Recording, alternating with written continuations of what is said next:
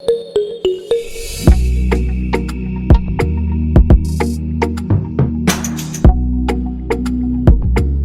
man covers a certain distance by his own car.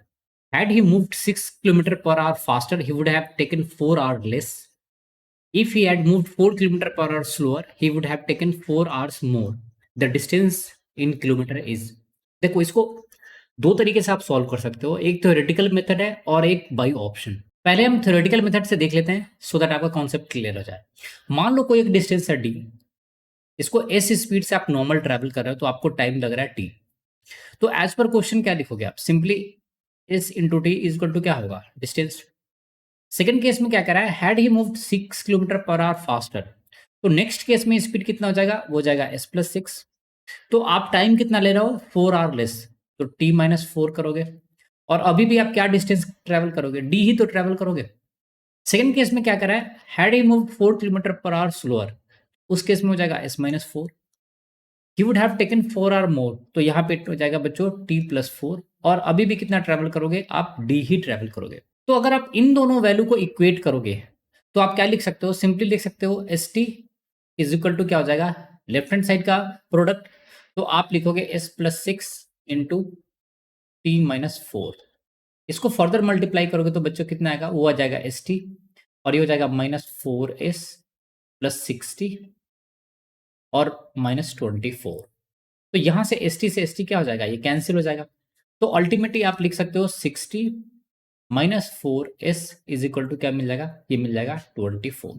अगर आप इन दोनों वैल्यू को इक्वेट करोगे तो आप क्या लिख सकते हो? S T is equal to further इन दोनों का प्रोडक्ट, तो यहाँ से लिखोगे आप एस टी प्लस हो जाएगा बच्चों ये 4s, फिर हो जाएगा माइनस 4t एंड माइनस क्या हो जाएगा? 16।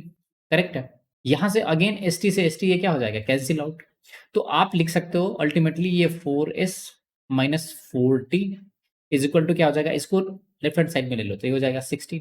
ये क्लियर है? तो आपको t और s में दो इक्वेशन मिल गया है, इन दोनों को आप ऐड कर दो। आपको दिख रहा है यहाँ पे माइनस 4s है और ये प्लस 4s है, तो ये दोनों आपस में कैंसिल आउट हो जाएगा। तो अल्टीमेटली 60 माइनस 4t, तो ये मिल जाएगा बच्चों 2t इज इक्वल टू क्या होगा? 24 और 16, तो ये हो जाएगा 40। तो यहां से t इक्वल टू क्या मिल जाएगा? सिंपली 20। तो आप किसी भी एक इक्वेशन में वैल्यू सब्सटीट्यूट कर दो। तो आपको ये पता था 4s माइनस 4t, ये वाला वैल्यू 4s माइनस 4t किसके इक्वल था? वो था 16 के। तो यहां से t क्या वैल्यू होगा? 20 सब्सटीट्यूट करो तो आप क्या लिखोगे? 4s माइनस एक कितना हो जाएगा? ये हो जाएगा 80 इज इक्वल टू क्या है? 16। तो यहाँ से 4s इज इक्वल टू क्या होगा? 96। तो यहाँ से इसका वैल्यू क्या मिल जाएगा बच्चों? हो जाएगा 24। ये क्लियर है? तो आपको डिस्टेंस निकालना था, स्पीड कितना मिल गया? 24 और टाइम कितना है? 20। तो ये हो जाएगा बच्चों 480 किलोमीटर्स। ये क्लियर है? सो हमारा आंसर क्या होगा? Option number C. इसको आप अगर इतना नहीं करना चाहते हो तो इसको आप ऑप्शंस के थ्रू भी सॉल्व कर सकते हो। क्वेश्चन में क्या कह रहा था कि एक सर्टेन डिस्टेंस है जिसको आप ट्रैवल कर रहे हो किसी पर्टिकुलर स्पीड से। तो जैसे मान लो ये डिस्टेंस है डी और इनिशियल नॉर्मल स्पीड है एस और आपका नॉर्मल टाइमिंग लग रहा है बच्चों टी। ये क्लियर है? फर्स्ट केस में कह रहा है कि अगर आप 6 kilometre per our faster travel करोगे, तो अगर आप इन्हें प्लस 6 कर दिया है स्पीड में, तो आपको टाइम कितना लग रहा है? नॉर्मल टाइम से माइनस 4 लग रहा है, 4 आवर लेस ले रहे हो, तो यहां पे हो जाएगा माइनस 4। ये क्लियर है?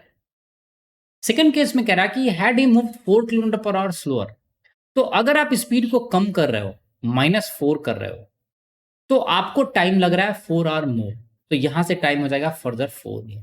तो अगर मैं आपको बोलूं बच्चों टोटल स्पीड का वेरिएशन कितना है, यहां पे प्लस 6 था, तो स्पीड का variation plus 6 and minus minus 4 है ये, तो डेट इम्प्लाई टोटल 10 का वेरिएशन है।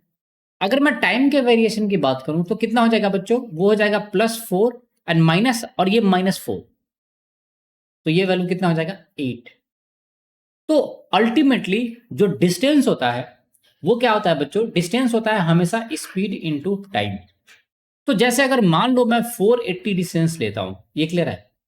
तो हमें ऐसा स्पीड चूज करना है जिसके बीच में 10 का डिफरेंस हो और टाइमिंग में 8 का डिफरेंस हो। ये क्लियर है? डोंट वरी, मैंने 480 ही चूज क्यों किया वो मैं आपको लास्ट में बता दूंगा। जैसे अगर मैं लिखता हूं 2 पार्ट्स में, मैंने इसको फैक्टराइज किया, तो अगर मैं 16 लिखूंगा तो यहाँ पे क्या लिखूंगा 30। अगर मैं इसको 24 लिखता हूं तो यहाँ पे मैं क्या लिखूंगा बच्चों 20। फर्दर इसको आप क्या लिख सकते हो, इसको और भी फैक्टराइज कर सकते हो। जैसे यहां पे लिख सकते हो 12, तो ये क्या लिखोगे ये 40। ये क्लियर है। आपका प्राइम मोटो क्या था कि स्पीड में कितने का डिफरेंस होना चाहिए बच्चों 10 का। तो अगर आप एक टाइम पे स्पीड 30 लोगे तो आपका ट्रेवल टाइम कितना होगा 16। अगर एक ट्रेवल स्पीड आप लोगे 20 तो आपका ट्रेवल टाइम कितना हो जाएगा 24 आवर्स। तो इस को अगर आप स्पीड कंसीडर कर सकते हो और इसको टाइम कंसीडर करोगे तो यहां पे दोनों का डिफरेंस कितना है बच्चों, वो 10 का डिफरेंस है। और यहां में टाइमिंग का डिफरेंस कितना है, वो 8 का डिफरेंस है। करेक्ट है। अगर आप वैल्यू को इंक्रीज करोगे, जैसे मान लो 40 और 12 वाला कंसीडर करोगे, तो यहां पे तो टाइम का वैल्यू चेंज हो रहा है। इस दोनों का डिफरेंस या 16 माइनस 12 का डिफरेंस ये 4 है, या तो 4 का डिफरेंस है नहीं तो 12 का डिफरेंस है।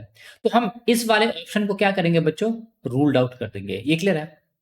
तो हमें दो पेयर मिल गए। एक अगर 30 से ट्रेवल कर रहे हो तो 16 आवर्स का टाइम ले रहे हो, अगर आप 20 से ट्रेवल कर रहे हो तो 24 आवर्स का टाइम ले रहे हो। तो टोटल दोनों केस में डिस्टेंस कितना होगा, simply 480।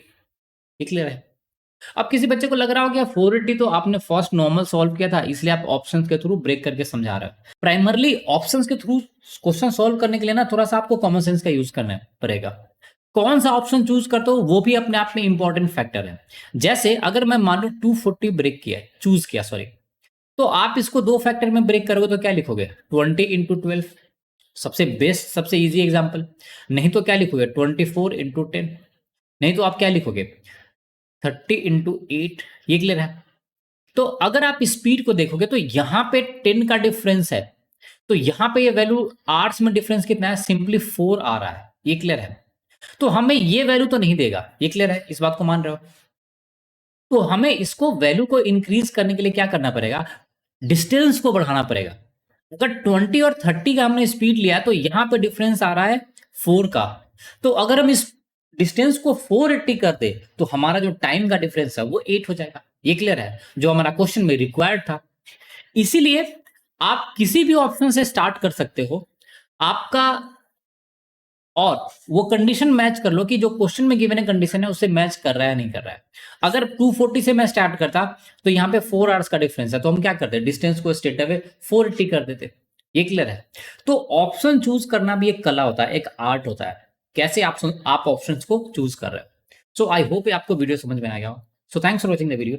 If you like the video, do subscribe the channel and share the channel with your friends.